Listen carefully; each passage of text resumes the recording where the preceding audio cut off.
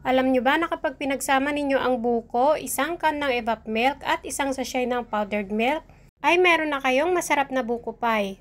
Napakadali lang nitong gawin kaya samahan nyo akong magluto. Bumili lang ako ng 2 piraso ng buko. Gugupitin lang natin ito ng maliliit. Yung sakto lang po dapat ang bilhin ninyo ha.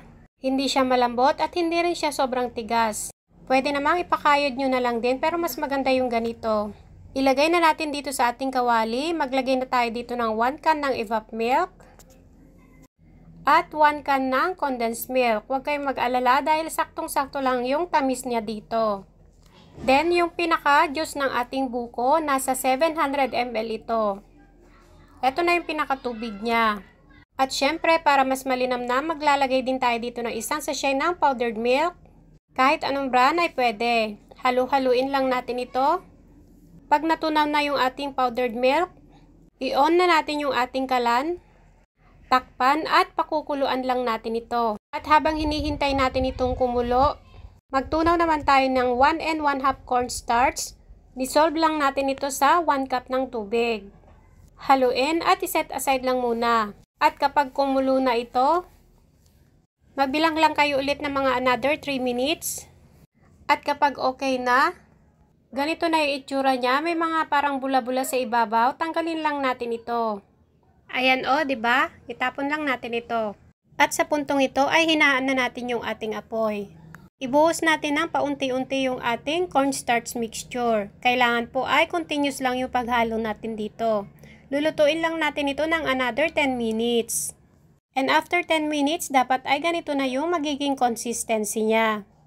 At para naman dito sa ating lalagyan, mag-grease lang tayo ng konting oil. Para hindi tayo mahirapang mag-unmold kapag babaliktarin na natin ito.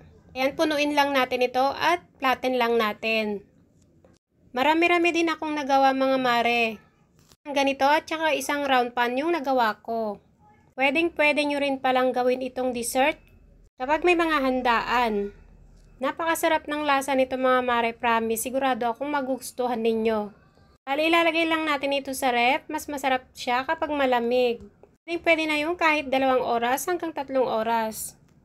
Ito kasing sa akin ay magdamag ko siyang nilagay. At kung nagustuhan ninyo ang ating dessert recipe ngayon, pwede pong pa-like and share and then mag-comment kayo sa baba kung taga saan kayo para ma-shoutout ko po kayo sa susunod ng ating video. Syempre, always shoutout sa ating mga masisipag na OFW at sa ating mga subscribers and non-subscribers. Yung ating complete ingredients, ilalagay ko na lang sa description box below. Tingnan nyo naman mga mare, napakalambot ng texture niya. At hindi ka mauumay dahil sakto lang din yung kanyang lasa.